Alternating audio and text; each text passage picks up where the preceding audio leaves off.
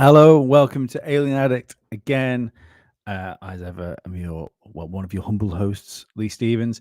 We have Mystic Mark from My Family Thinks I'm Crazy podcast on with us today. I'm really looking forward to this.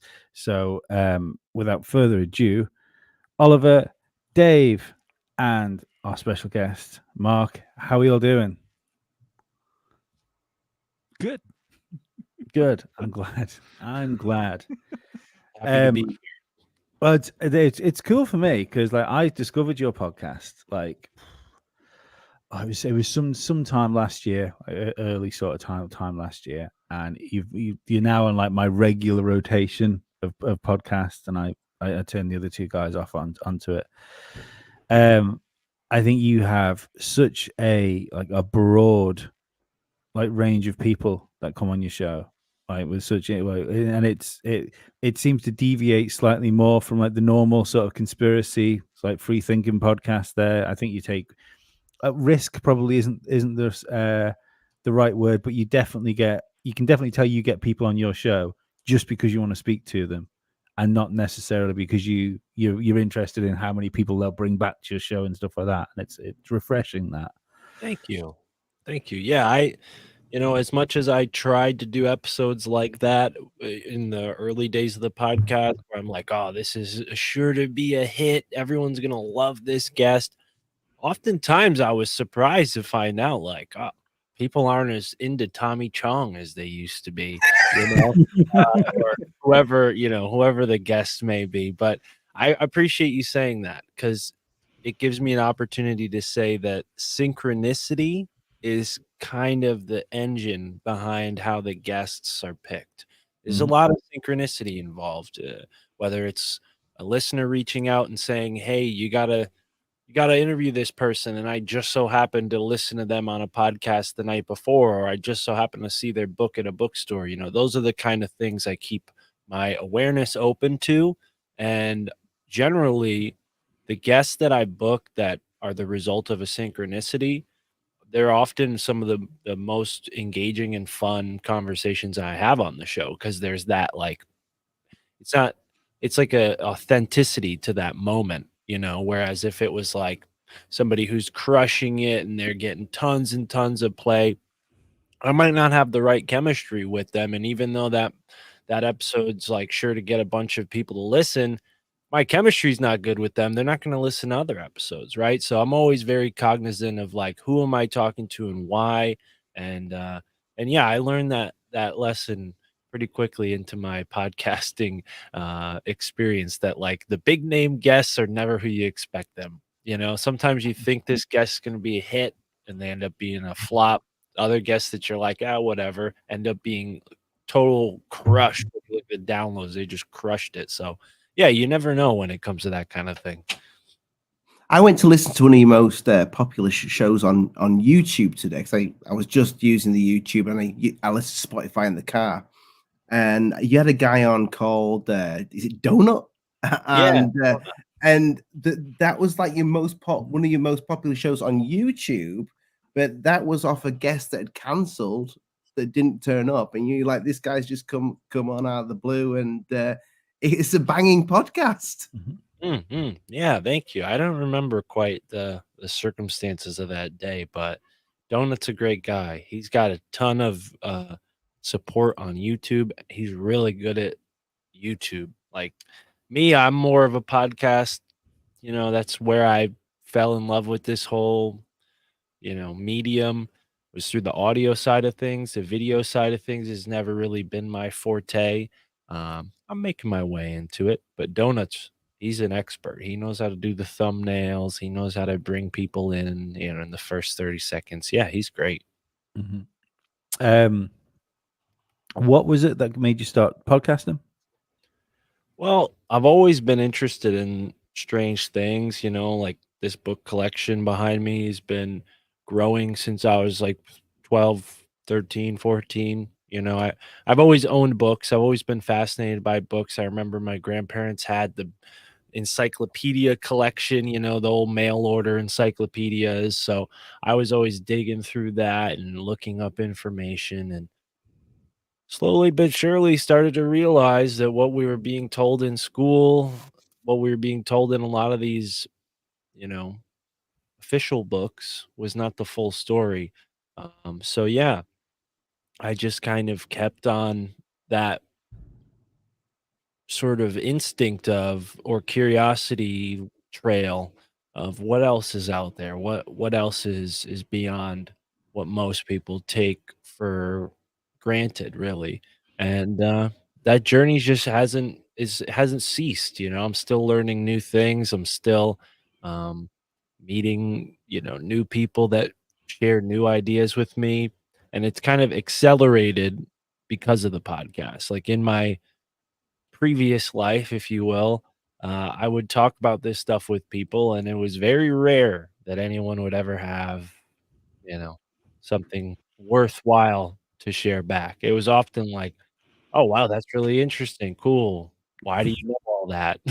You know? So, yeah, that's the one side of it that's a little funny when it comes to, like, why do you do this?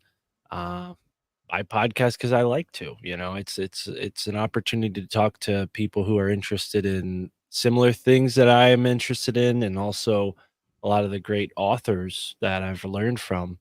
I get a chance to interview them. So yeah, the podcast is multi-purpose in that sense. Lee turned me onto your podcast, and I've listened to several of them, and since he has, and they're fantastic. And Lee kind of beat me to that punch. Definitely the variety of people that you have on, and I can tell that you're into the different subject matters. And just from us doing this, I've noticed the people we get to talk to, you get some of those best conversations, like the before and after a show. When you get that piece, like, well, I wanted to say this, but I can't back it up.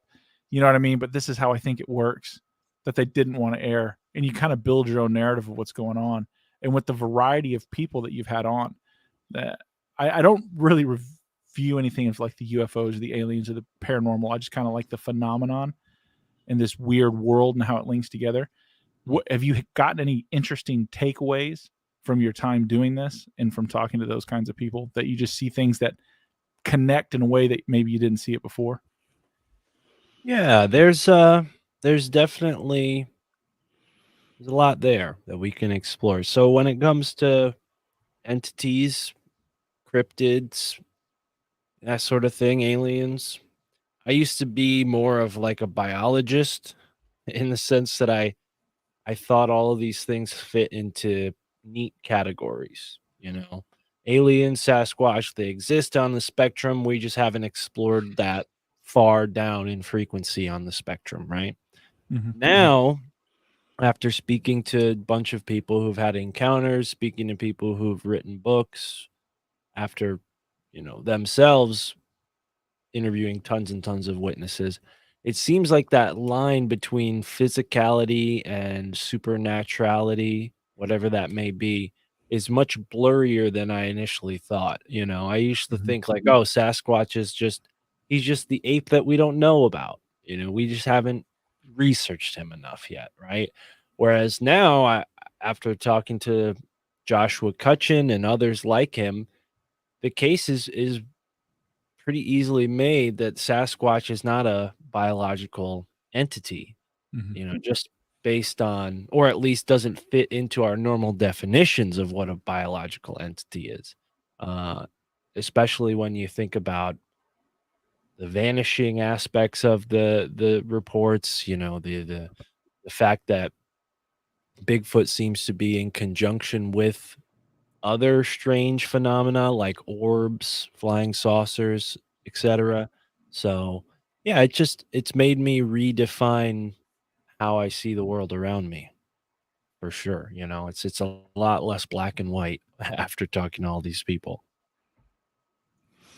We had a few Bigfoot guests on in the past, and I've always like been a little bit like that with probably because I'm from the UK and we don't get any big giant gorillas walking around, other than Lee.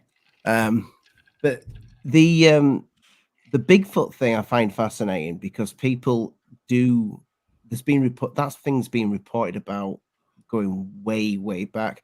Did you see the Mandela thing with the Bigfoot image? Because that's one thing that I remember seeing in books when I was a kid, looking at Bigfoot, the classic.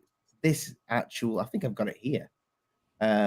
We did a show about this, where Bigfoot apparently has now Boobies. boobies. Yeah. Did you remember it as that? I think he took just a second. Yeah, it definitely caught me off too. I remember it being a guy, like a male Sasquatch, right? Yeah. I think I remember that as having like pecs and not things. It's weird. That Not is a boobies. weird one as far as the Mandela Are effect you, goes. Have are you you seen guys are you guys Mandela affecting the Patterson-Gimlin Yep. film? No, Yeah, we didn't do that. Somebody else did. Oh, okay. Sorry for stepping away there for a moment. no I worries. remember seeing that when I was a kid, and to my knowledge, the breasts were always there. That was like a feature that made it more realistic because people would make the argument like, well, if it was just a costume, how would they go through the trouble of putting tits on it, right? Yeah. Like, why Mhm. would they do that? Why would they do that? To make it more realistic because they're perverts? Like, seems to me like it'd just be more trouble, right? Especially back then when Hollywood makeup and all that isn't as Mhm. good as it is today. It just seems like it would be a couple steps too far, where you could simply just put the cloth with nothing there, and it might be a little simpler. So I don't necessarily buy the idea that that was faked. I tend to, and hey, I'm gullible towards this kind of stuff clearly, but I So tend to think it's real based on the story. Not so much Yeah. the photo, but their story of the event and how they got the photo convinced me. Because if you know the story, I'll repeat a brief version of it. The area where that photo was taken had suffered a hurricane. So all those trees that are down next to this Bigfoot, that's, you know, unusual. The forest doesn't normally look like that.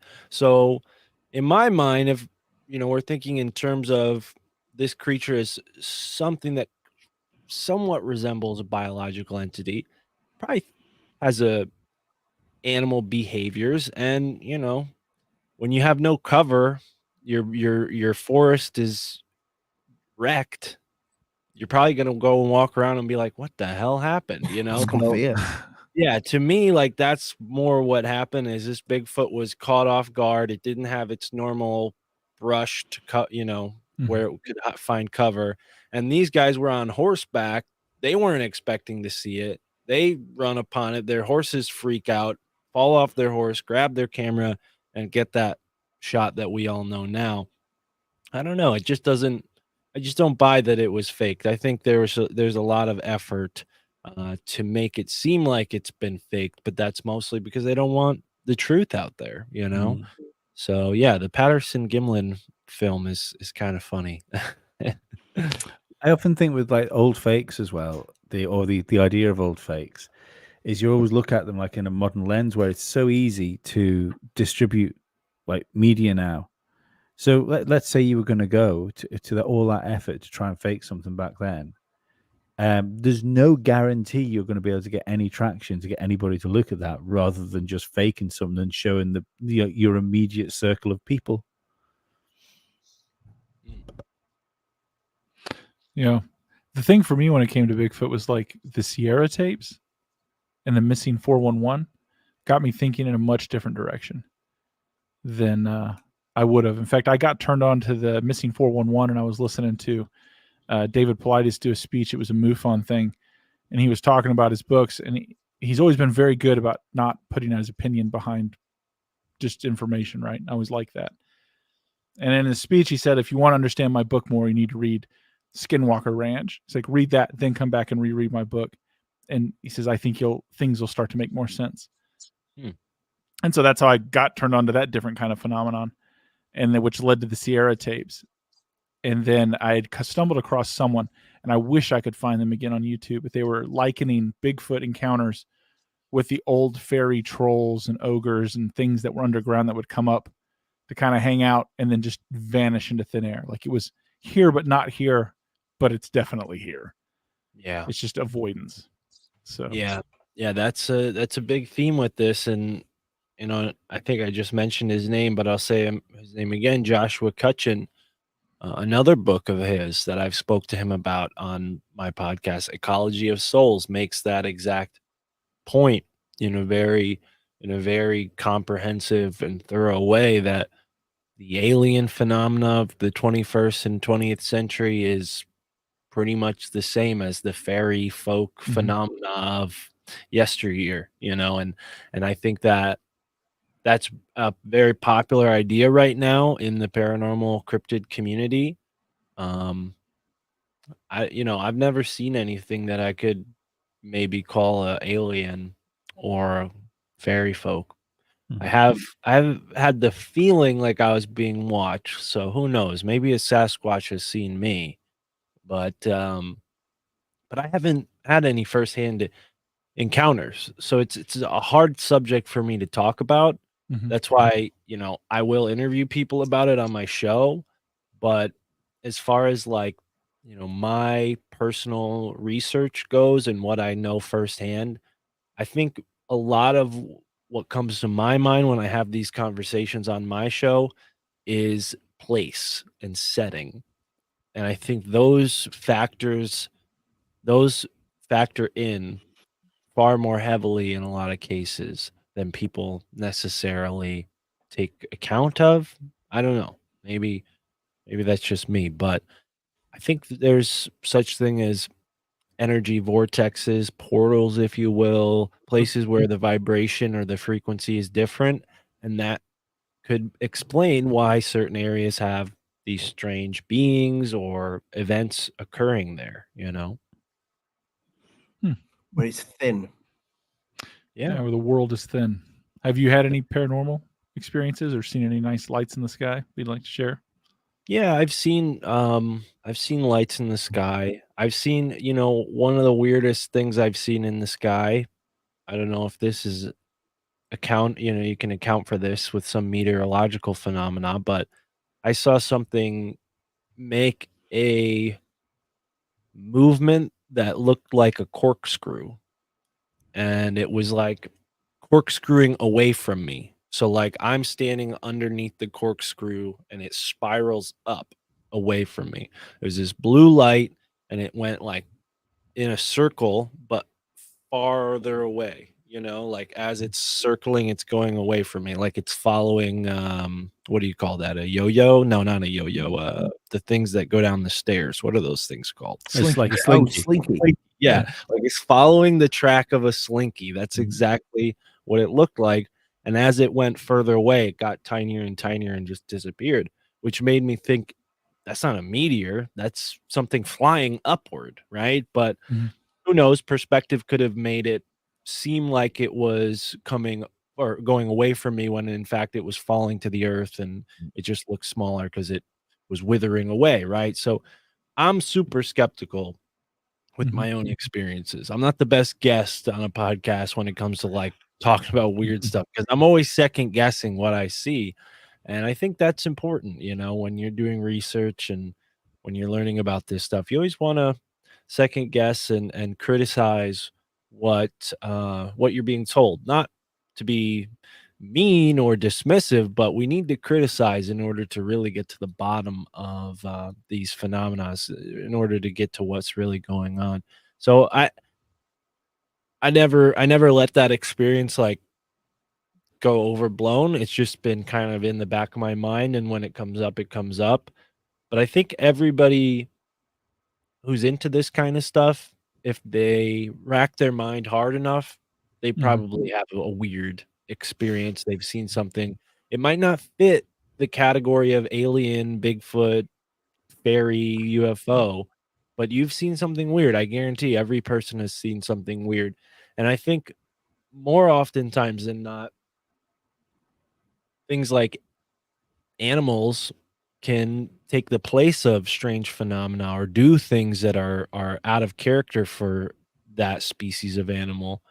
And I think there's something really supernatural about that as well, like our relationship with the environment and how birds, plants, animals, they're all capable of interacting with us in a way that supersedes their own consciousness. Uh, what does that mean? Could mean that other consciousnesses are interacting with us through them. Could mean their consciousness is interacting with us in a way that doesn't totally match their biological form. But personally, I've had a ton of experiences with animals that defy biological normal behavior. Like it could just be coincidence or accident, but I've had things like foxes run within 5 feet of me. I've had birds fly like 2 feet past my face, almost knock me to the ground. And I wonder if those experiences are meant to share information with us, not like linguistic information, but information of a higher order, conscious energy. Like a signal to say, look, you're still part of something bigger than you think you are. Yeah, or even if it's like not even conscious, like what if they can like plant a energy seed that blooms a few weeks later? So you don't have that idea when you see whatever the trigger event was, but a few weeks later now you have this new idea and it's correlated with that event. I think that kind of thing happens a lot where you have people who work in maybe an industry that's advancing, progress in a certain direction.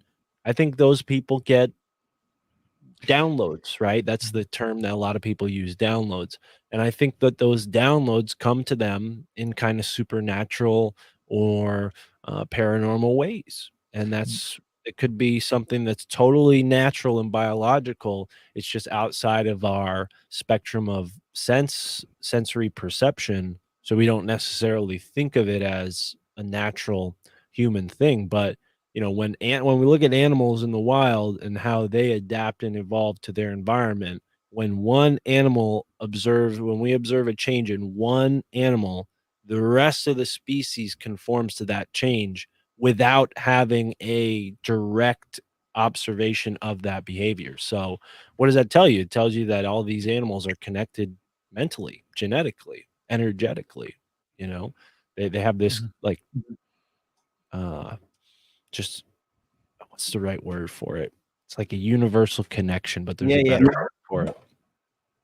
I totally see what you're saying with the animal thing as well, and I think when it comes to the paranormal as well, I can remember when I was a kid, we had a dog, and there was something going on in this house where we apparently had another ghost dog. To cut a long story short, and that dog used to pick up on stuff. I can't remember this. I was too young to even remember it. My mum and dad told me, but I believe that animals do see the paranormal as well. So if the paranormal is just like something else that exists on this planet that's not necessarily ghosts, but it's just all a part of nature, maybe that's that because you do see it's even in films where you see dogs barking at the ceiling, but you read that in books and you see that in documentaries where people have spoken about it. So I definitely think there's something to that.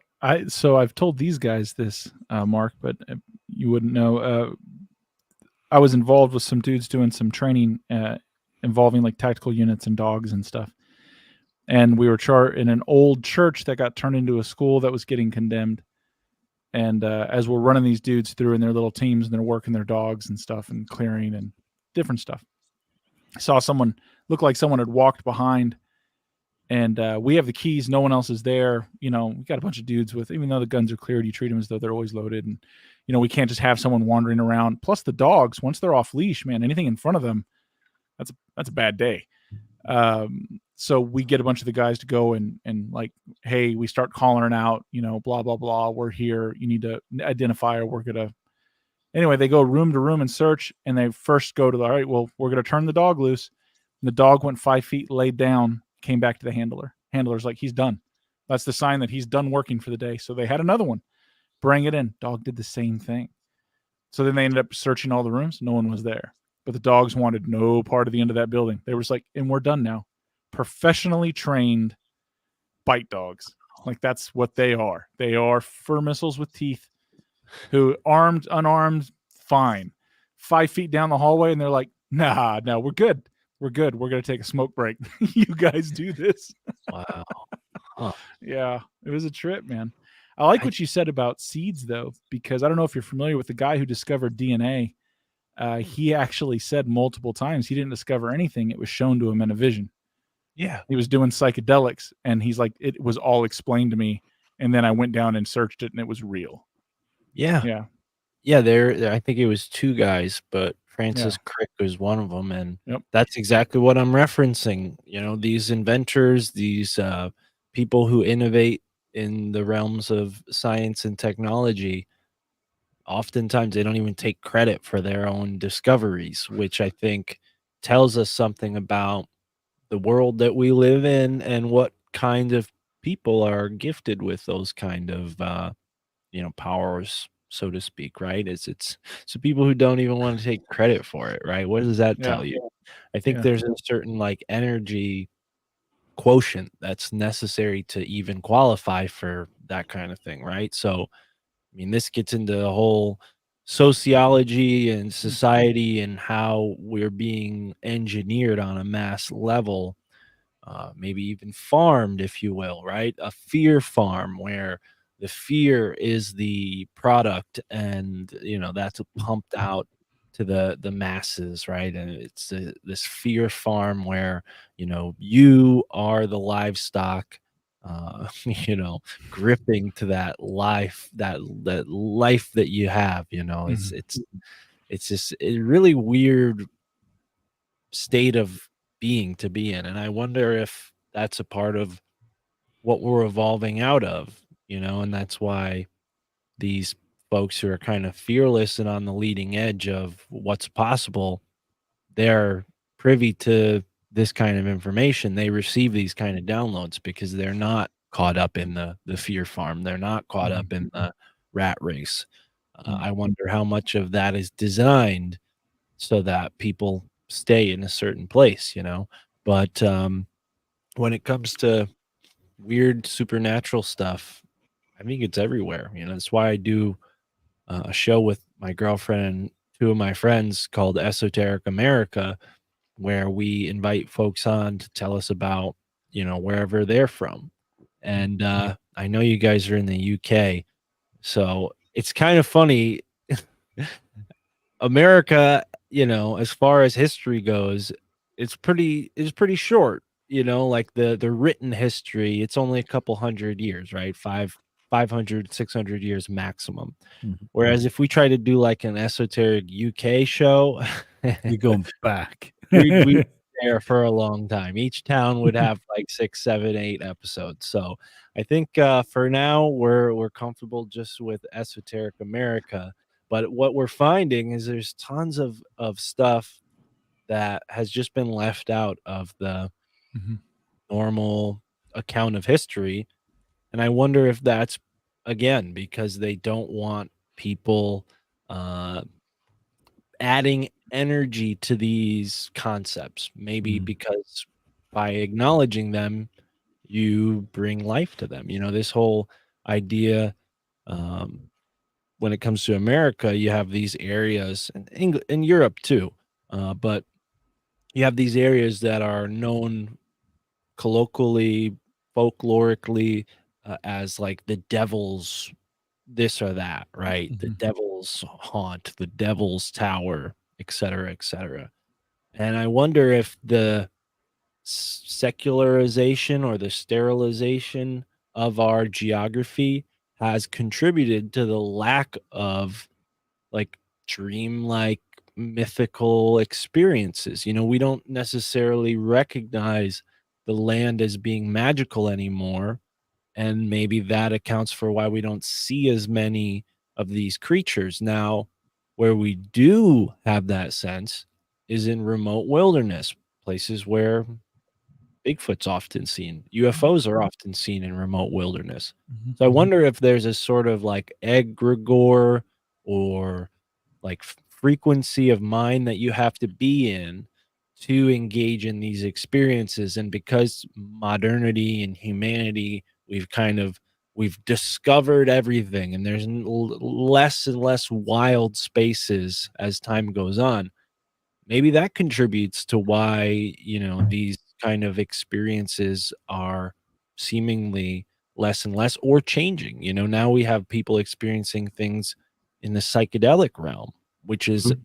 again mythical, fable. People talk about it like it's a mythical fable kind of place, the same way people used to talk about the world outside of their known community or town, right? So I think there's a component to this like mind first understanding of these experiences, that somehow our mind is predicating these experiences or predetermining these experiences, right? So like one person could walk into a UFO hotspot and see nothing, and another person can walk into a UFO hotspot and it's like all the UFOs are there waving at them. I Mhm. think that, you know, to go back to like maybe the question you guys asked me earlier, that's the biggest kind of philosophical concept that I've come around to since starting the podcast. Whereas before, I wasn't very not knowledgeable about it. I knew it all existed. I knew people had UFO encounters. I knew people had Mhm. Sasquatch encounters. It was interesting. But now I'm starting to think like it's something more holistic than just some remote places have weird stuff. I think it has to do with our place in the world, so to speak. Is that making any sense, or am I Yeah, Yeah, absolutely. see, okay? I have a theory about social media that revolves kind of around that, and the way that we're seeing these like, go from 2018, 2019 forward. You know, where you kind of had the beginning of the culture wars, and things really feel like they've been going off the rails, like socially from that point. Um, I think there's something, and I know you, a friend of Sam Tripoli's, and his theory on the internet was that the internet was put out there, and it got away from the controlling structures that put it there. And I can't help think that we have some sort of physical uh, power over our environment that's around us. And by creating social media, what they did was inadvertently make a hive mind. And then so when you then ship all of like the like nonsense superhero films in there, or like crazy sci-fi TV series, and then you create a hive mind which can affect like out a reality around it, you're gonna end up with a crazier and crazier reality as you go on. You know, it's, I think you could make an argument for what happened like during the pandemic is something that's gone on there. It's created this weird like sci-fi-esque situation, and from that we've created like super villains like Klaus Schwab, and manifested people like Elon Musk into like heroes. You know, even comparing him to Iron Man most of the time. So yeah, I've just got this thought that maybe, I mean, maybe things don't, maybe things can't get better, but when you have all this access to people, and like it means like people like me listen to people like you, and then we listen to other people as well. This explosion of things like the mud flood theory and Tartaria and stuff like that. I think that's because there's just this connection, and the more we're connected, the more we know there's something not quite right about the foundations that we're stood on. Yeah. Yeah, it's like the chaos magic concept in a way. That's kind of what comes to mind as you're saying that. Like they turn up the bandwidth on this kind of consciousness frequency so much that people are co-creating reality without necessarily being cognizant of that, because it's kind of we're kind of separated from it. Whereas before, if we created something in our life, it was tangible, it was something you would show people or bring people to. Whereas now people are creating things that just kind of spread out like viruses, and yeah, just infect whoever they will. I mean, this podcast, my podcast, our podcast, all the podcasts work in that way where, you ingest it, you learn from it, you share it with others. Those ideas stick with you. They then become a part of possibly conversations you have that then turn other people to listen to this similar content. So you have a point there. I mean, when it comes to Tartaria and the mud flood theory, I've been skeptical of that a lot, mostly because I think you guys can relate being from the UK. But where I'm from in New England, there's at least 400 or 500 years of written history telling me about this place. So I'm like, okay, so that this is quite a conspiracy that all these people writing about this land here were lying and leaving this ancient civilization out. It's a lot of organization for people who were surviving, as Yeah. settlers, base. So it's like it's hard for me to wrap my head around. But then I start to look into it, and I'm finding out but there were pre-Columbus civilizations of Europeans here in America. There were the Vikings, there were the Celts, there were even groups from the Mediterranean that came over to America before Columbus did. So I started to ask myself, could it be that Tartaria and this idea of an old world civilization is some sort of straw man, red herring, or whatever you will? I'm not a logician, so I don't know all those nerd terms, but when it comes to uh, creating like a diversion from the truth, Mudblood and Old World, that stuff's hit like wildfire on the internet. It's just And exploded as well. Like, yeah, and around really this same exploded. time that a lot more information is coming out about the skeletons in Smithsonian's closet, all of the skeletons unearthed in mounds. So I wonder if we're seeing two counter narratives here where, as the truth comes out, they have to create this kind of mucky, messy, murky, no pun intended, old world kind of, fake version of it to throw people off. Again, I'm not sold on either one. I'm skeptical of it all. But when you look at the mud flood, it's conveniently timed well with, recent discoveries by controversial archaeologists like Graham Hancock and Randall Carlson. They're talking about Younger Dryas and this asteroid and things that really tell us a lot more than what we've known about humanity and our story. Seems like a perfect ripe opportunity for the CIA, the KGB to go and throw in a bunch of fake cataclysm stories to confuse people, right? Oh, you have people learning about the real human origins and how humanity's millions of years old and we've survived all these cataclysms. We can't have the people knowing that we're that invincible. No, turn the timeline upside down, tell them that the mud flood happened 200 years ago, and you know what I mean? Like that's the kind of idea I entertain when I'm thinking about this, because it is a little startling. Like, how did all this stuff come out of nowhere?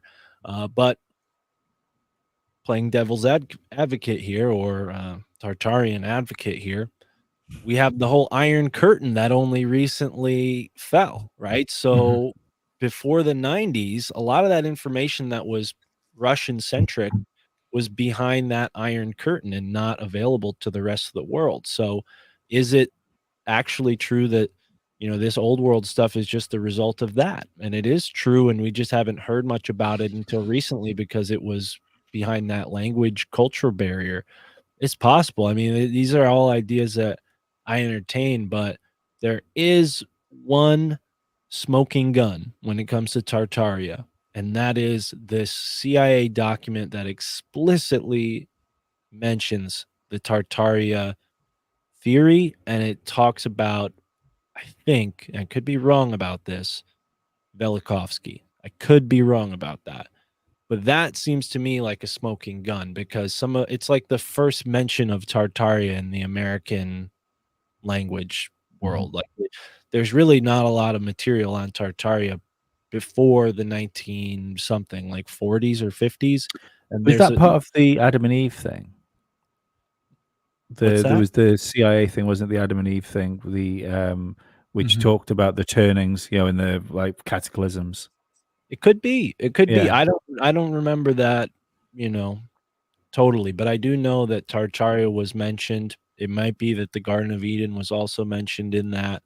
So that casts some doubt in my mind on the whole Tartaria thing when I saw the CIA. Also, the fact that some of these YouTube channels that talk about it just blow up huge, no pushback whatsoever. Whereas there's other channels on YouTube that are talking about very real historical conspiracies with tons of sources and ways you can verify and corroborate, and they get boom banned. No, you can't learn about this family, you can't learn about this time period.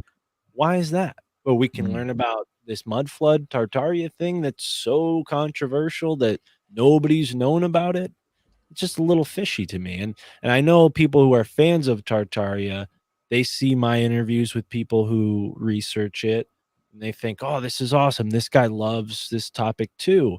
And they probably get disappointed when they hear me being critical of the whole theory, which is fine. I think we have to be critical. I think the fact that we have zealots for a topic that's only 4 years old, or a theory that's only 3 or 4 years old, that's a little alarming to me, right? I mean, I don't know. I don't wanna cast aspersions on the topic because I'm open-minded to it all, but it's just a little suspicious, especially when there's tons of evidence for other lost old world civilizations in America and around the world. I'm suspicious of it because of the way it just appeared out of nowhere. I think you could make an argument for the fact it probably wouldn't have caught on the way it did without TikTok being around at the same time, because it's a TikTok, you can put out a really good 60-second sounding theory that doesn't have to have like a huge amount behind it. I think a lot of these things that get flooded with information, like there's interesting ideas or critiques, so whether it be the Antarctica or an ice wall or the flat earth or multidimensional aliens or Tartaria, there's bits in there that you can feel it like resonate. Like, hey, this is interesting.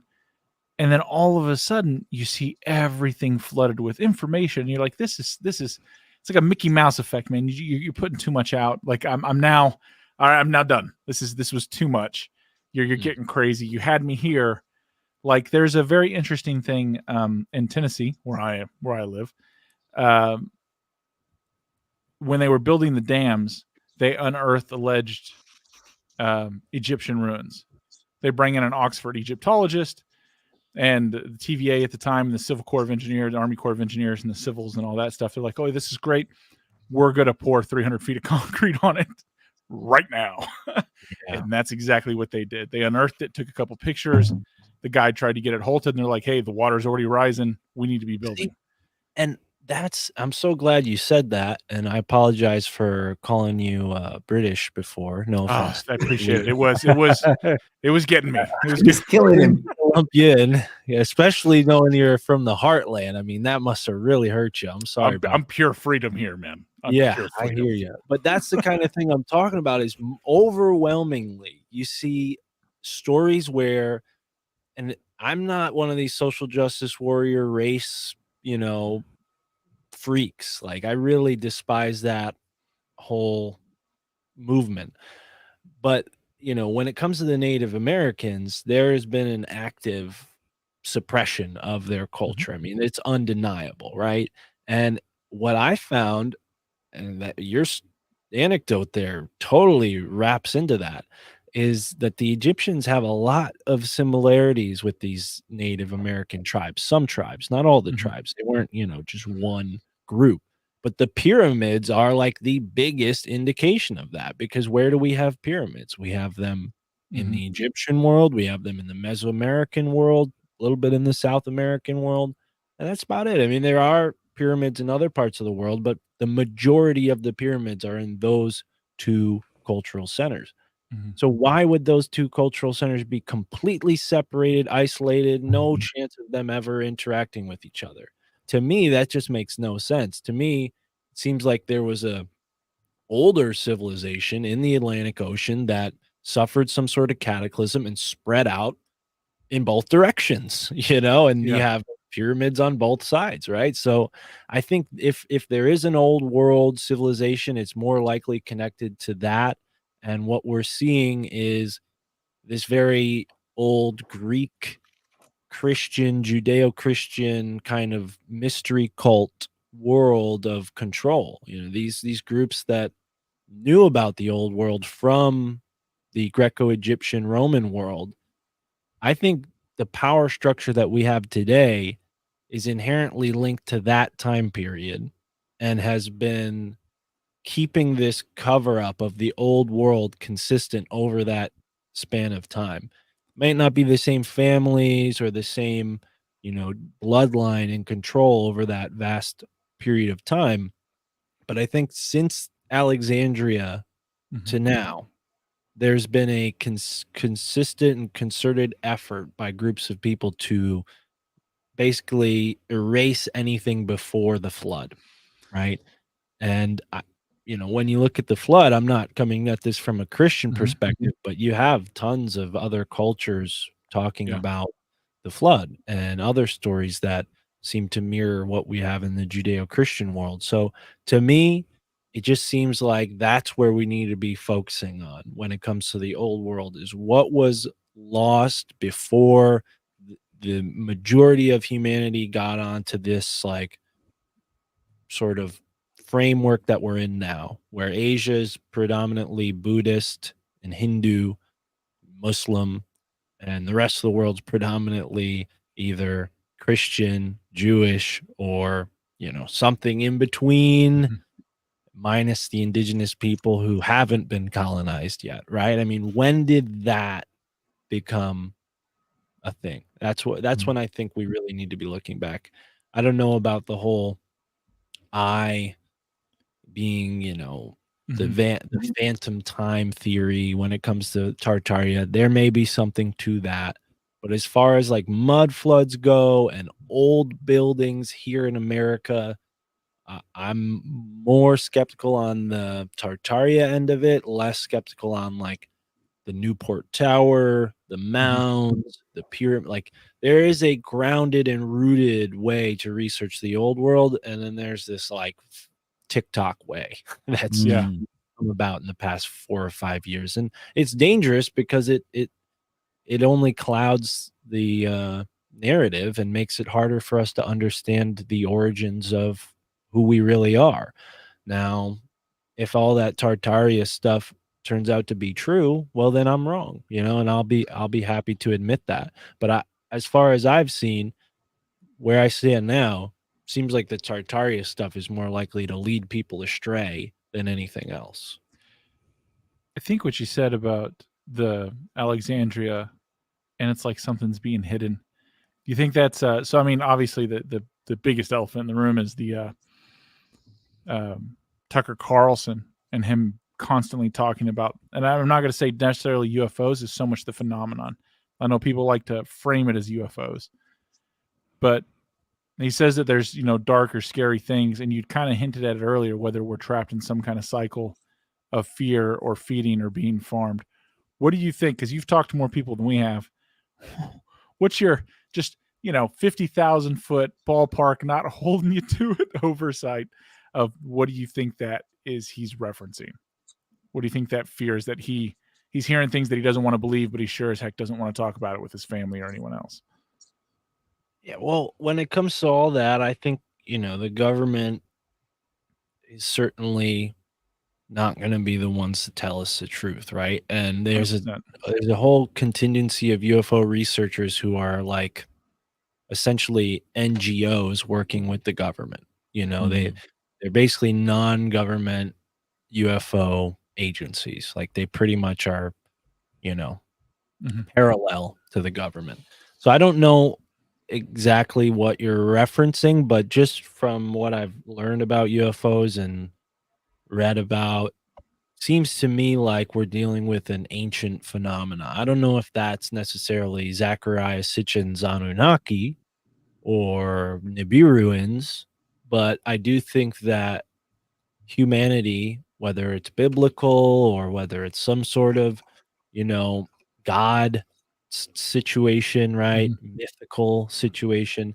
I think our understanding of these beings has shifted in the past 300-400 years as we've become more scientific. But I think these beings have always existed and have just expressed themselves in different forms, whether or not they have a whole warlike culture or advanced culture or something that's even beyond that and unfathomable to us. I mean, who knows? It seems to me like there's more value in the term ultra terrestrial than there is in the term extraterrestrial. And even Yeah. that term extraterrestrial is curious because it doesn't imply necessarily that they're from land off of the earth. Yeah. It implies that they're from land on the earth that we don't know about, right? And I think that's kind of where ultra terrestrial is a little clearer of a term. But yeah, I think humans have always known about these other places, the other world, the underworld. I think we've always known about them. We have the Tuatha De Danann that came from the underworld, right? So even in the past, you have stories of great beings coming from other places. So I wonder if it's more of a breakaway type of species of maybe human or something else that's like humans that they're able to live because of their technology underwater, in canyons. I mean, any number of inaccessible places. We as humans were limited quite a bit to what parts of the planet we can access, right? So if they were able to make a huge leap away from us technologically at some point in the ancient past, I think one of their first choices would be to live in a place that's inaccessible to the rest of us. I mean, that's obvious, right? If you're if you're gonna try to control the planet and control maybe humans, if you're not human or you are human, I think the best thing you would want to do is get yourself away from everyone else to a place where nobody can see what you got going on, and you can do what you want secretly and return to where you live and nobody knows, right? So whether that's some island or underground, or who knows, I wish I knew. It's funny you should say that because I don't know if you believe the guy or not, but Bob Lazar said on Joe Rogan that they came from an archaeological dig. Wow. David Grush recently has he's been everywhere, hasn't he? But he says non-human. He said don't want to call them alien, non-human. Like it's almost like there's a hint there to what it is. Right. Something that freaks me out that I've heard these people say a lot, like they say the non-human and this and that, especially when the non-human, it rings true. And what was it? Bob Bigelow was interviewed, and they were asking him, what about aliens? Because you put all this into aliens. He's like, well, they're here. They're all here, right here. and he's like laughing about it. It makes me wonder that if they are here, they look just like us. Maybe they bred with us and we don't even know. Well, and that You know? would make sense as to why they're so like, you know, flippant or, you know, kind of like, I don't know how to describe that reaction, but Yeah. you kind of summed it up pretty well there, where he's kind of laughing about it. Like, yeah, I wonder if it's like it's one of these things where you would never know unless somebody told you. Like the aliens could be standing right in front of Mhm. us. You wouldn't Mhm. know unless they admitted it. And I've heard people talk about this on podcasts, like the idea that there are walk-ins or people who act in ways that sort of give them away as a non-human being. That was weird. There was a piece of dust that was, like, doing, like, a I saw circle. I that. don't know if you guys saw that, but it was, like, as I was talking about that, it was, like, doing its own conscious movement. That was weird. It's hanging out with you. Rewind video viewers, rewind. But, yeah, the idea that they're right in front of us, I think, is totally plausible, and there are stories of people who interact with seemingly humans that act in ways they're not human at all, like asking like really weird questions, like that clearly imply this is a person who is not familiar with human culture, but they appear, you know, on all visible angles to be a adult human who should have how many years of experience in Mhm. the world, yet they're asking a question like, what is that, and pointing at a bank, or what is that and pointing at a train, you know. And it's not language, you know, thing. Mhm. It's like a like they just got on the planet 2 days ago kind of thing, you know. There's tons of stories. One of my favorite podcasts and websites for this kind of information is mysteriousuniverse.org, because they have some of the best writers, and they're always on top of these stories when they do come out. You know, the tabloids like the Daily Star and whatnot, they'll always put these kind of stories out, but some people take those stories a little bit further, and I think that's where you find the good stuff, you know, when you find, because the tabloids, they'll make it sound like, oh, this is crazy, right? But then you have a guy who's done the research who's like, yeah, this is crazy, but next to all these other stories of this happening, how crazy is it, right? When this Yeah. happened 10 times to 10 different people, how crazy is it, right? So I don't know. It's like the movie They Live, right? Turns out it wasn't a movie, it was a documentary. Because if you think about it, like we were saying with the internet and social media, it's all just noise to keep you asleep and distracted from asking too many questions. Keep you obsessed with the consumed with consumption. It's what they Mm. want you doing. They don't want you asking anything. Want you being afraid you're going to lose something in your little life. And all the while, you're just turning gears for them and whatever it is they do and want to do. Well, And if we and knew, we'd freak out and rebel.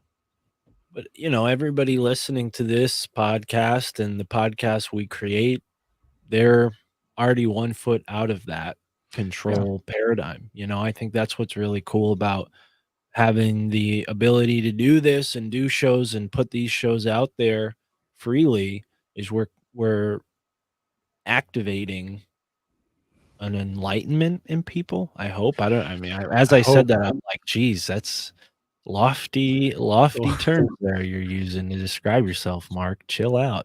But Goals should be lofty, though. They should be. yeah, well, Yeah. we have high goals, especially here on the My Family Thinks I'm Crazy podcast. I got some really big goals, but you know, I think everybody's on their own journey, and I never want to be someone who like forces someone to see the truth. And that's why the show's named what it is because I think a lot of people, when they have this moment of realization, they want to immediately grab the people closest to them and shake them and be like, look at how the world really is.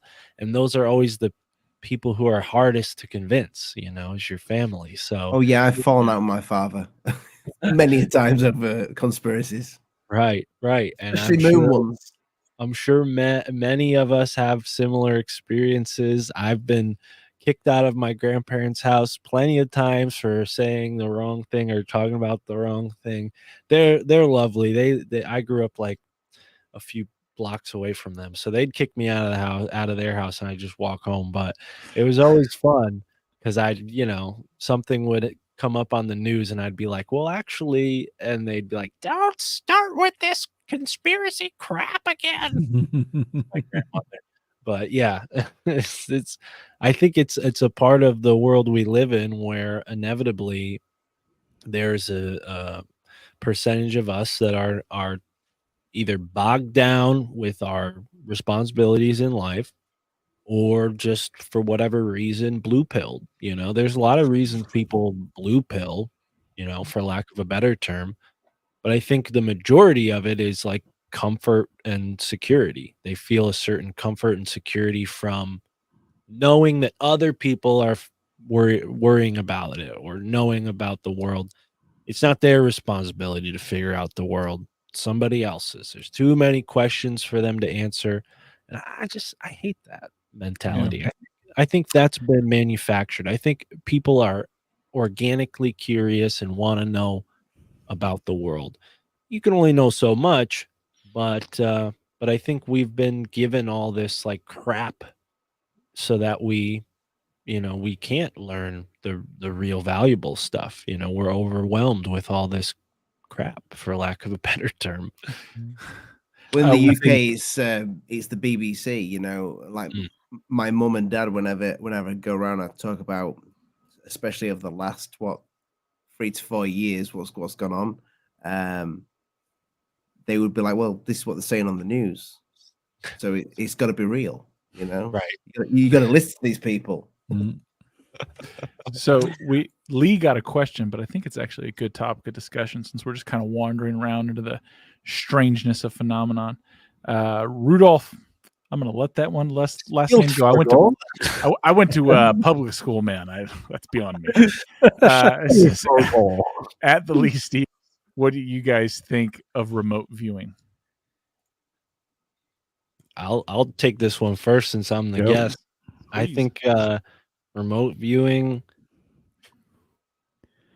there's a few books out there about remote viewing that if you haven't read, I highly recommend it. But when you read about what the governments allegedly can do with remote viewing, I mean, we've already been in a surveillance state for a long time.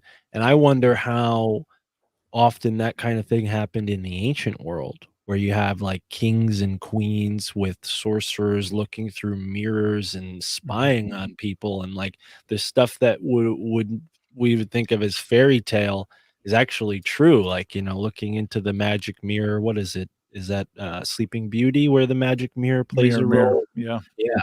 So, we have this, and John Dee had a scrying mirror. And so, yeah, I think remote viewing is something really, really worth, stewing on, because, the fact that human beings can do it, I think shows in many ways what's possible. And maybe, that's the kind of mindset I like to take into history, because that's academics don't do that. They don't accept psychic phenomena. They don't accept any of this. So when they talk about history, they're like, "Oh yeah, isn't that silly that people thought this monk was flying around and he knew what was going on in his village all the time?" I don't think it's silly at all. He was clearly remote viewing and then teleporting. Like, and there's tons of stories of monks doing that kind of thing. It just they needed solitude to accomplish it. And that's probably what the remote viewers were doing. The CIA would take them, put them in a room, let them concentrate on, a map or whatever their tool was to help them get into the right zone to remote view. But, I wonder if that's just not like a human ability that we've just known about for thousands of years. I think we have this misconception that like, oh yeah, technology and the frontiers of the mind, and we're discovering them. It's like, no, we've always had these abilities. We're just starting to understand them now. We're just defining them in ways we hadn't before.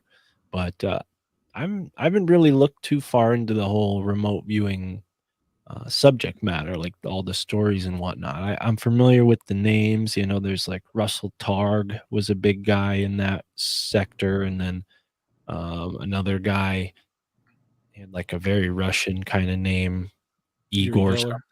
Oh, Yuri, yeah, Yuri Geller. So, but that's about as far as my wheelhouse goes on remote viewing. How about you guys? I We think had a guy on from a friend of ours, friend of the channel, that spent some time at the Monroe Institute. Monroe Yes. Institute. Rich Yeah. spent quite some time there, Mhm. and you know he gave me the tapes to listen to when I was in hospital. They actually did help. I gave you those, you dink. Oh, he gave me them as well. Yeah, you both gave me them. Yeah, I think if we believe we can like change reality around us, then remote viewing is only like a step or another aspect of that. I don't see why there's any. I don't see why I could believe that and not believe in remote viewing. I think is the idea. That, and when you talk about like government agencies and stuff like that, putting time, money, and resources into things. Although I understand money isn't necessarily a factor when it comes to that stuff, but the time and the resources is a definite thing.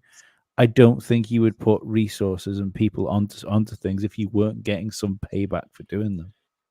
Well, and I think, you know, going back to the whole remote viewing as a human ability thing, like, I wonder how successful they were in implementing remote viewing in the way that they did. Because, you know, when you look at like superhuman abilities, right? Like, there are tons of cases of people, you know, having superhuman strength in a moment of crisis where somebody's pinned under a heavy object.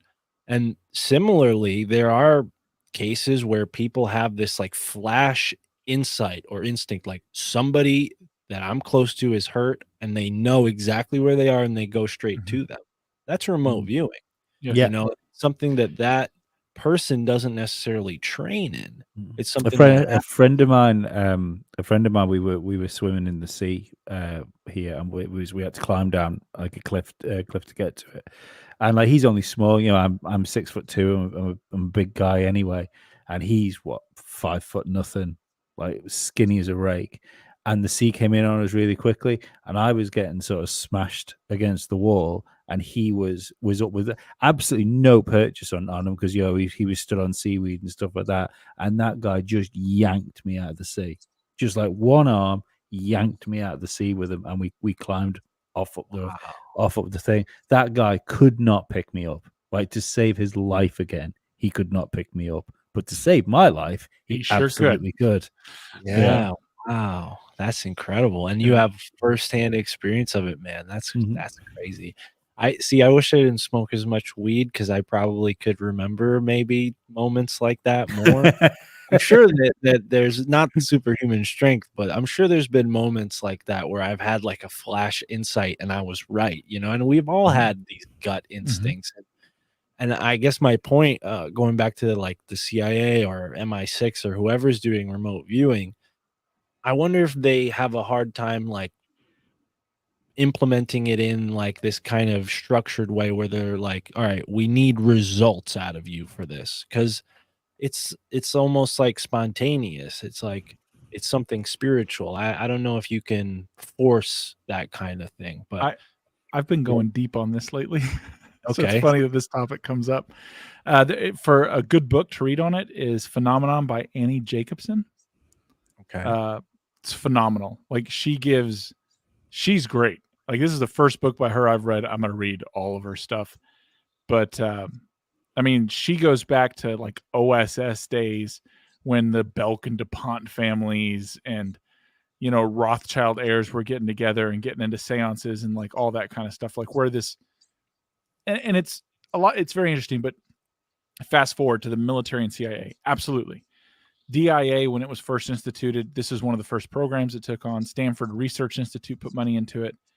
The research I've done makes it think that the Monroe Institute is actually an intelligence front looking for people with talent. Because one of the things they really figured out is, yes, everybody can remote view to about 20 to 30% accuracy. And there's something they don't say, but if you read all the accounts enough, you start to come to people who get way into it and they're doing it all the time, they start getting sick. Like this person dies of cancer. So when the military one of the things the military wanted to do is they didn't want to hire quote unquote psychics. They wanted to make their soldier psychic, someone who already has security clearance, someone I already trust, right? Someone who I know. So they came up with this process. It was actually the founder of the Monroe Institute's daughter who helped the Army put their protocols in, and using parts of the CIA, using parts of the Stanford Research Institute, and all the names we know in this world. And they were getting hits. But what they found is when they found someone who was already sensitive, like you would call a sensitive, not a psychic, but someone who was, and we all kind of know that person, right? The person who knows what I'm thinking without them. They're emotionally intuitive of other people. It's just that person, you know, that always has that insight. If you teach that person to remote view, they're 80, 90% accurate and they don't get sick. They live a long, like Ingo Swann or Uri Geller or all these other people who just kept doing what I it. was thinking of. Ingo Swann. Yeah. Yeah.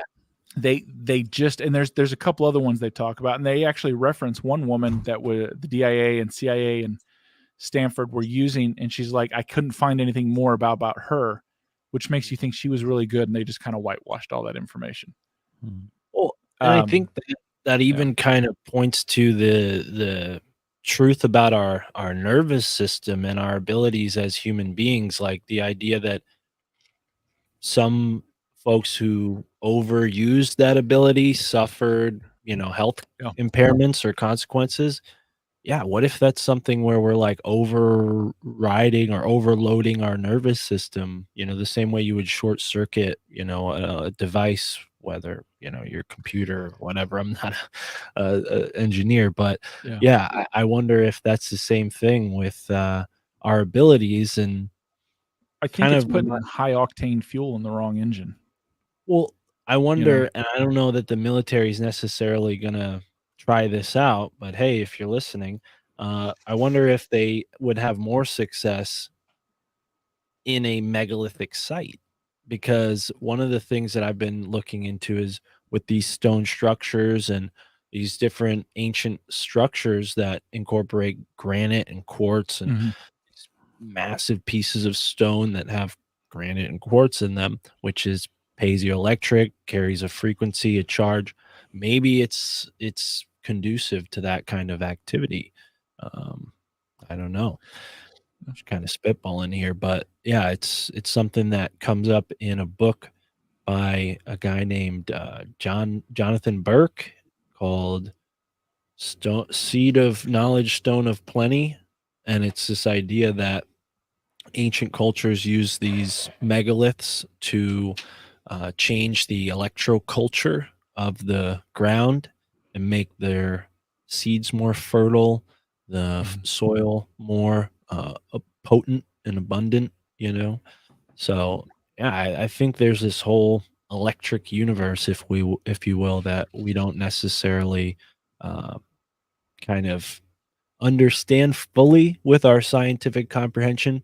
We're still in this like materialist paradigm with consciousness and whatnot, but I think once there's a shift towards like a electrical basis of understanding, things will start to make more sense. Maybe even with remote viewing, maybe there's an explanation for it. Maybe the reading I've done anyway, and people I've talked to who are involved, it definitely leans towards, one, it's a real phenomenon. Again, 2, people can do it. 3, not everyone should do it. I don't think people should. It's kind of like, I don't know, psychedelics, right? Psychedelics can be fun. They can be a great time. They can help you, but it doesn't affect everybody the same, right? Some people, you don't come back. Like, I have a group of friends that I participated with them in a consciousness experiment for a little while. And I've talked about it before, but I'll keep it on brief on this one. Not everybody came out of that unscathed, right? Like, there was damage done. Some people shouldn't have pushed that hard. Some people shouldn't have gone that far. and they're not normal now. Like they're still they got hurt, flew too close to the sun, And then some people, absolutely no problem. You can just keep it coursing through the rain. They're able to go farther and longer and harder with fewer and fewer, to the point now it's like, ooh, that's kind of spooky. And so many of the guys are like, I can't do this anymore.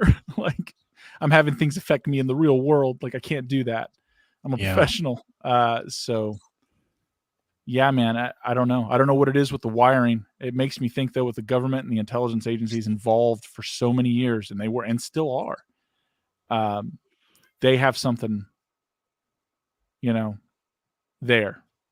But I think they also know it uses people up. Who was the guy talking about? And I think the fellows will be able to help me with that. Was it Michael Herrera? It was a Herrera, right? It was a Michael Herrera saying that they were kidnapped, and then he said later they were using them as like organic components for research and whatever. I always thought that was crazy what he was saying until I started getting into this, and I found out that if you have people remote viewing and doing that psychic work, sure, they can do it. They're going to get burned up, right? They're just grabbing random. And this is the other interesting thing from this book and a few other things and conversations I've had. I think you have to buy into it. Like, they can't force you to do it. You have to want to do it. And that would be a very hard thing. Like, why don't you just get a random American? Well, and You're I think never going to get them to do that. I think that's why we're seeing, to shift gears a little bit into more of the conspiracy angle of all this is like, you're seeing a lot more people talk about these mass rituals, right? And I wonder if that's exactly, connected to what you're saying there with remote viewing, where there's a certain amount of will that's required. You have to will it. Yeah. You have to be a co-creative conspirator, so to speak, in the process.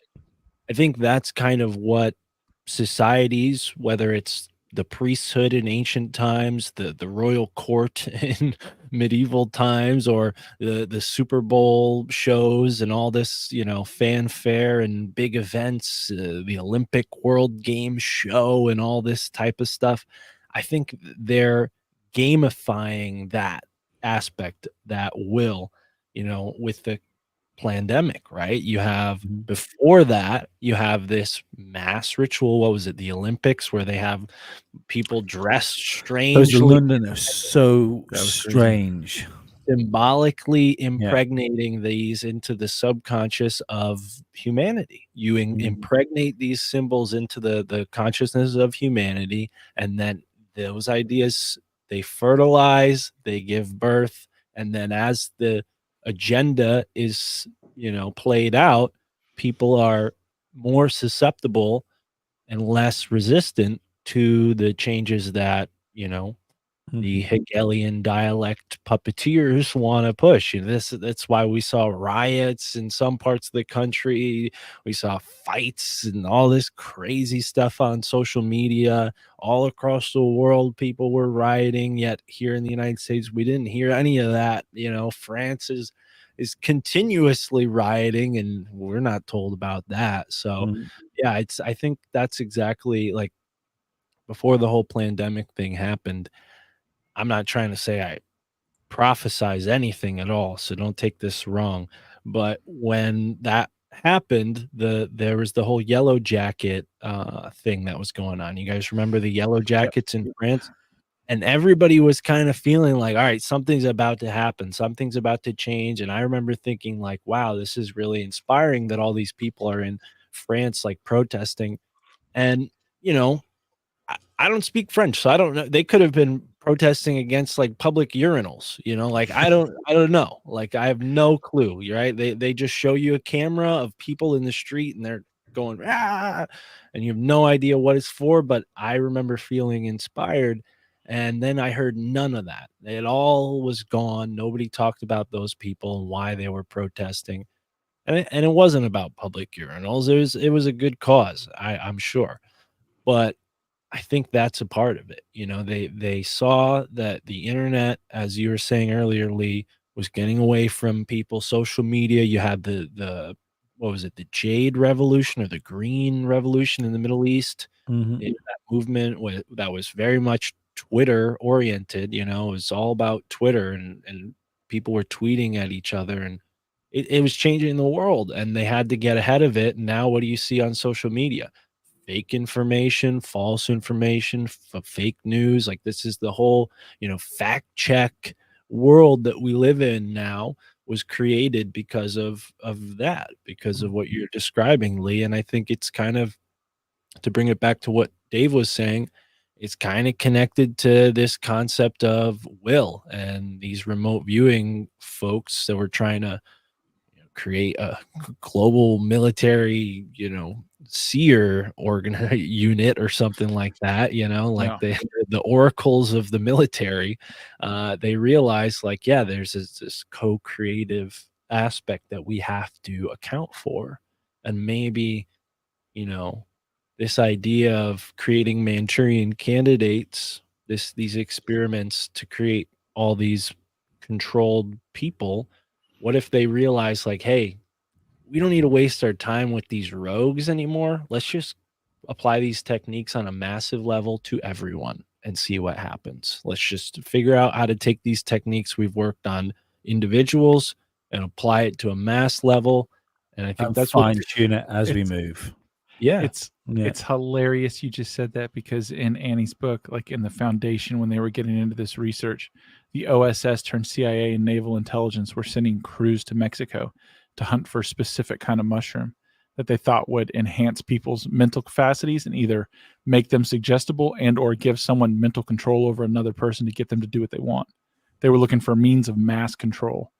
that's what the Brujos talk about. There are stories in Mexico. One of the first books that I read, Carlos Castaneda, take him for what he's worth. If he's not the best source of information, but I remember reading about the Brujos, and it's very real. These guys, they're like dark shamans. They live in the southern United States, Mexico, down through South America.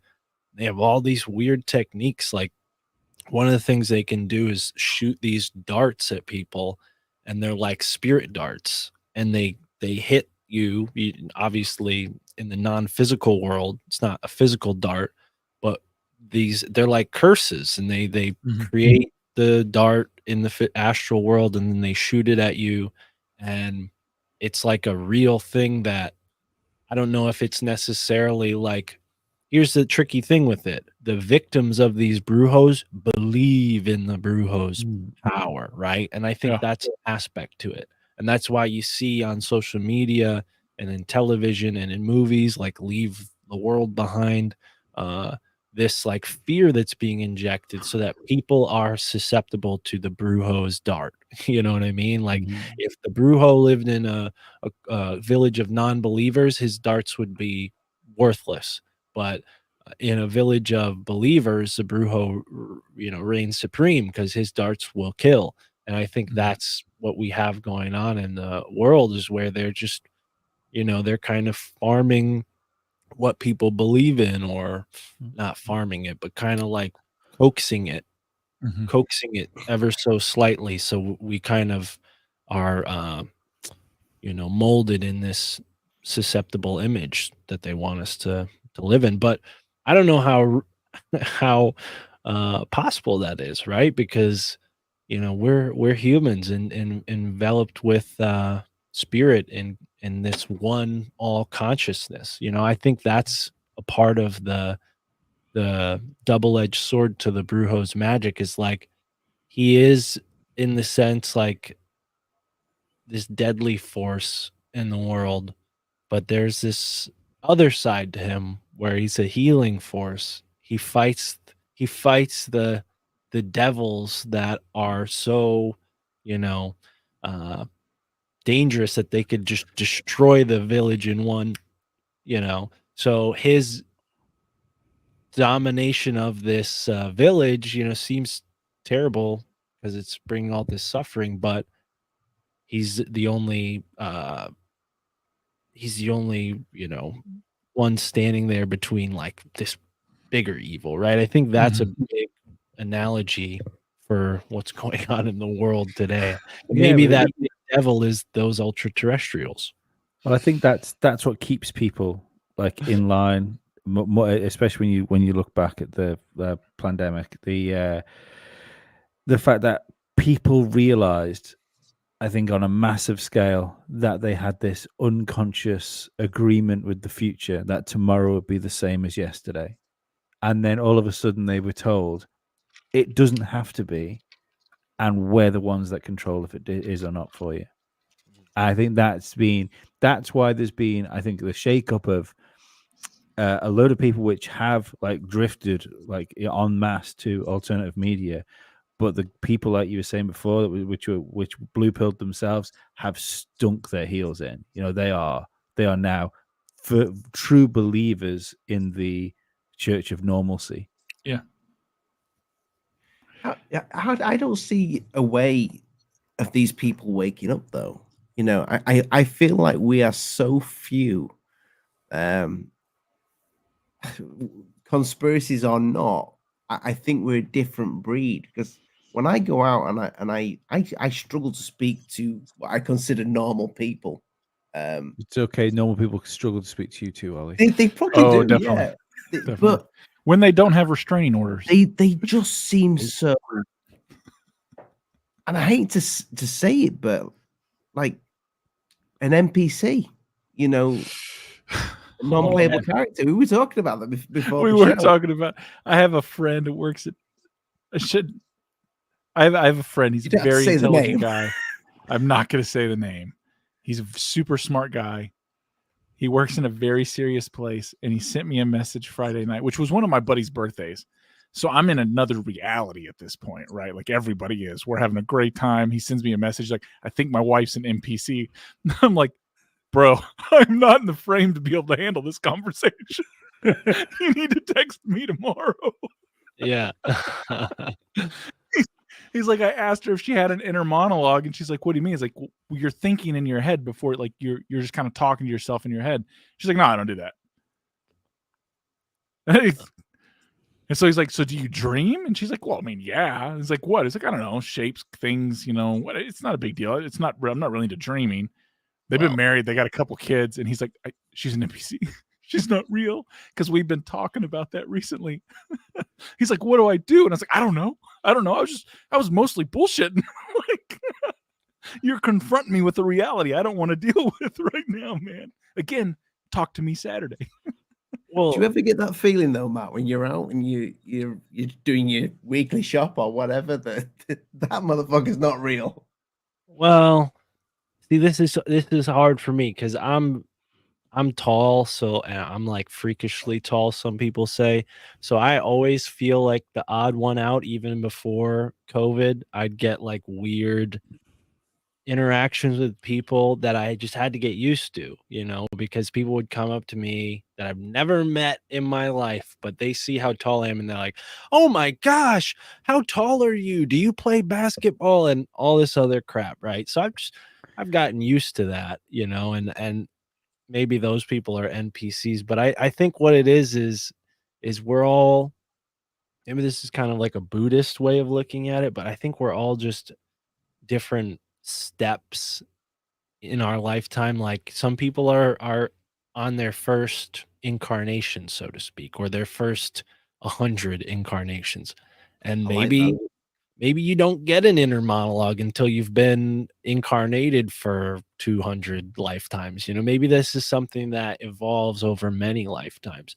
I don't necessarily agree with that. I have good friends that I would consider NPC-ish at times, like my buddies who I used to do the podcast with. Like they would rather live an NPC life in many ways than take the risk and be a podcast freak like me.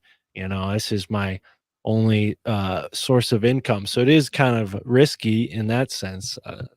But yeah, I think there's just, it's just a different lifestyle, you know, like when you interact with people who can't relate at all, it's just, you're just coming from two different walks of life. I don't necessarily agree with the NPC term because I play video games and NPCs suck. Like they're not, you know, like they have no agenda whatsoever, which isn't isn't true for the people we term NPCs. They have an agenda.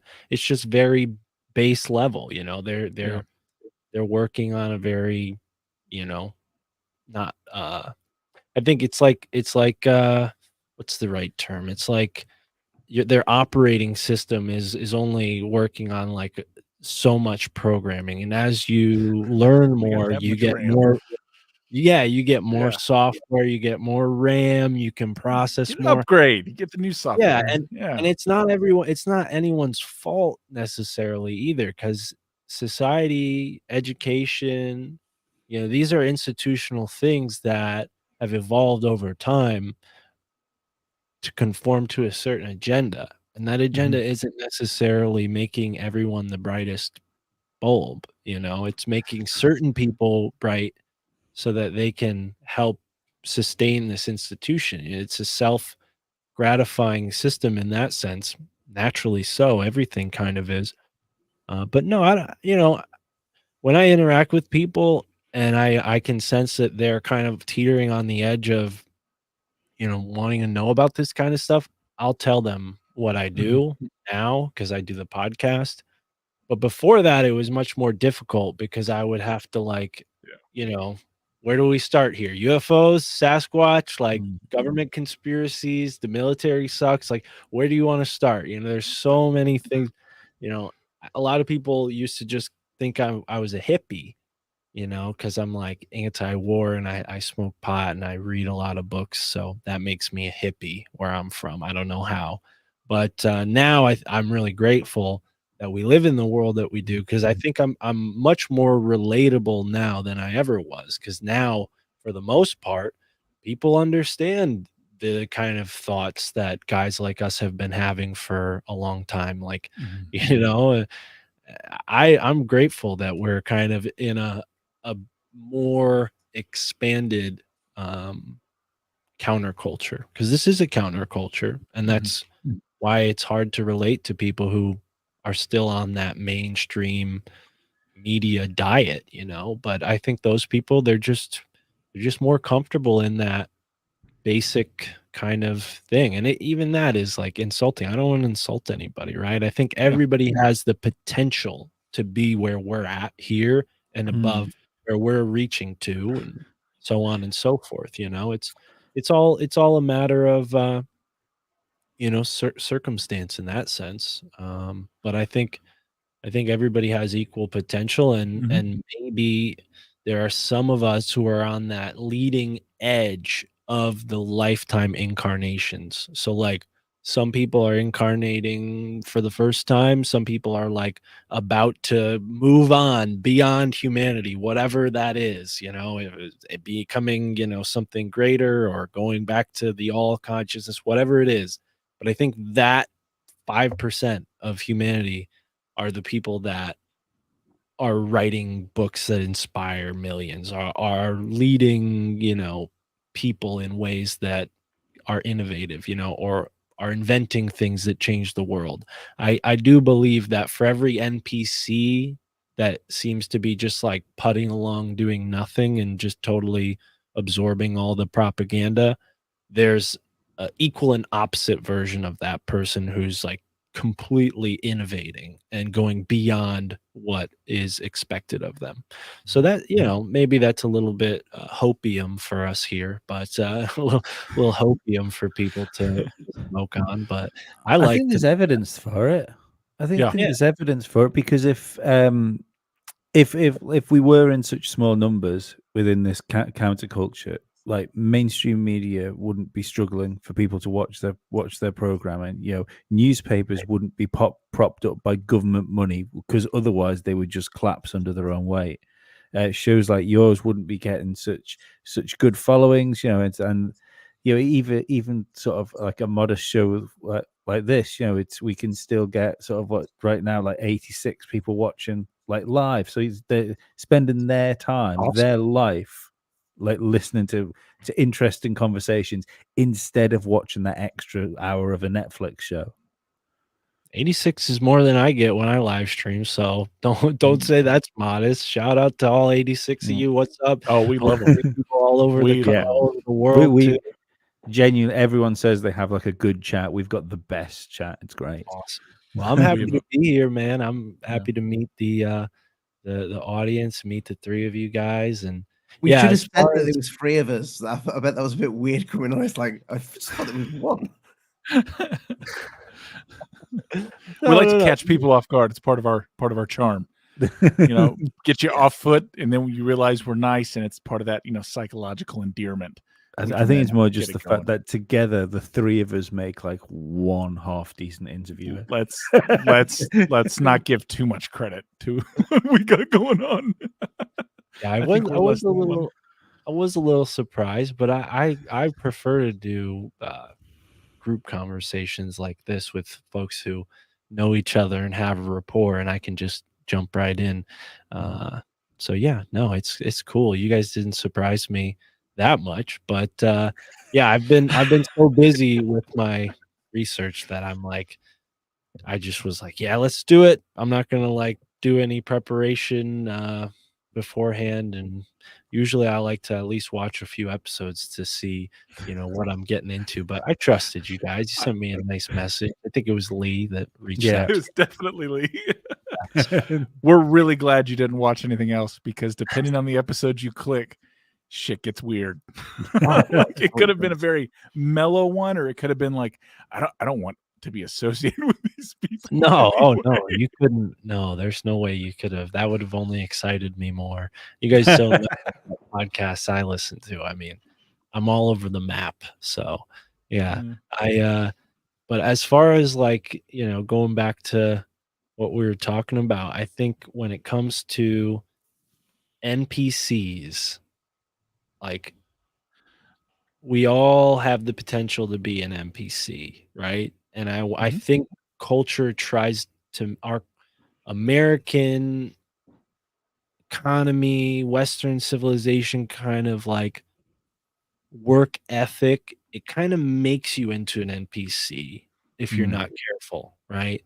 Because at least where I grew up, there's this kind of notion that reading and like becoming someone who like knew something about the world that wasn't as important as making money, providing for your family. And I don't disagree with that. I think making money, working so you're surviving, you're not on welfare or working on someone, or you know, off someone else's dole, that's super important. But I think there's just as much of a importance in becoming acquainted with the world and learning about history, learning about what's really going on. And I think why social media is so crazy is because our education system doesn't do that for us. And my life, particularly, I was like, you know what? I don't care if I'm starving artist, so to speak, or whatever. I want to learn about this stuff that's interested me. So I just tried to make ends meet, you know, and put the focus on that. And things have really worked out for me. And it's kind of I guess reminded me that there is like a sort of purpose to all this stuff, you know. Buying all these books before I started the podcast, you know, people would like, well, what's the point? What are you going to do with all this? Are you going to open a library or a bookstore? And it's like, no, I'm learning. I want to learn about all this stuff, you know. And the podcast has given me an outlet for all this stuff. And I think the fact that these books are kind of on the last shelf on the left kind of thing, you know, that's why people are more likely to become an NPC. But now that's changing with the podcast world, with the internet. People are less likely to become an NPC. Sure, there's people that are going to get sucked into the metaverse or whatever. But I think now, you know, it's a better time than ever to take someone who is an NPC and crack open, you know, their perception, so to speak, and maybe activate them to become a responsible, sovereign individual who cares about their neighborhood and their world and actually does something about it. I mean, that's what we all want, right? Just to make a positive impact on our own lives and others. So, yeah. There you go. Reading Rainbow, folks. I love Or that show as whatever a other kid. corny shit. Yeah. Do you LeVar have Burton. do you have a guest, Mark, that has made the biggest impact? Because you've obviously interviewed lots of people. Is the one that really stands out that you've come off a show and you've been like, man, I Yeah, need to do something about this, or yeah. There's a few that come to mind as you're saying that. Um, David Icke, talking to him was a great opportunity. love David Icke. But like as far as like episodes that stuck with me, one that really stuck with me was Ron L. Ryan, and he's from Newfoundland, and he talked about the Beothic people. And what's interesting about him is he is a Beothic person. He's Beothic. It's a type of tribe that scientists and anthropologists say doesn't exist anymore. They say that they used to exist in Newfoundland and they stopped existing like 200-300 years ago, whatever, right? And they're fair-skinned, light-skinned Native Americans, and he is a Beothic person. And he was fired from his job at this university for saying, I'm Beothic. Here's my DNA evidence. This is what I am. I have proof. I'm a living member of this community that you say doesn't exist anymore. And they said, no, you're wrong and you're fired.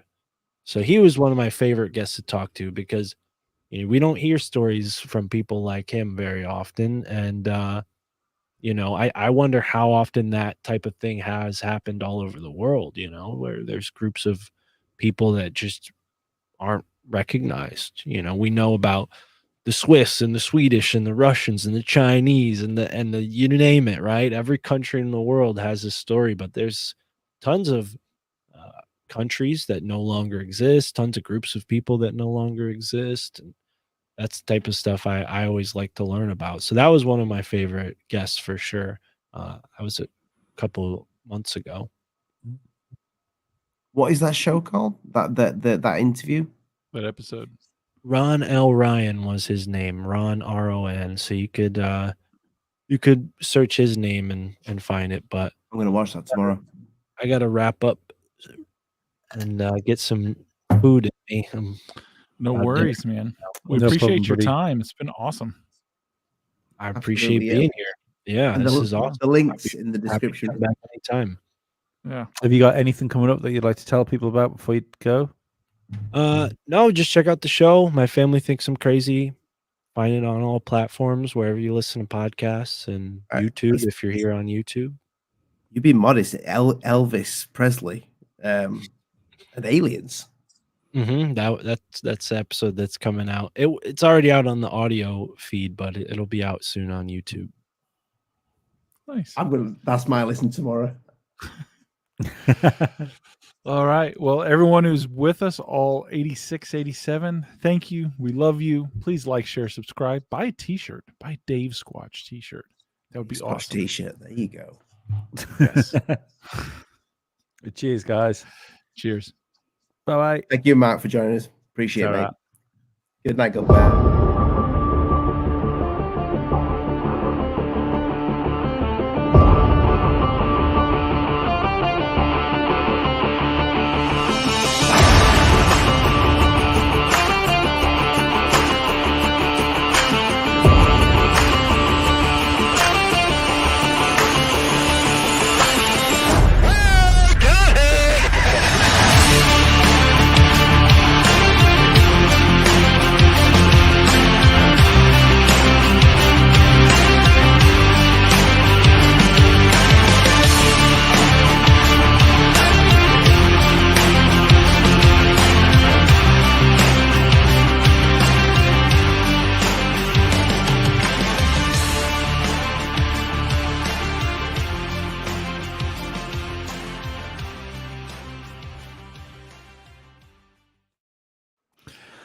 That was Sorry, fun.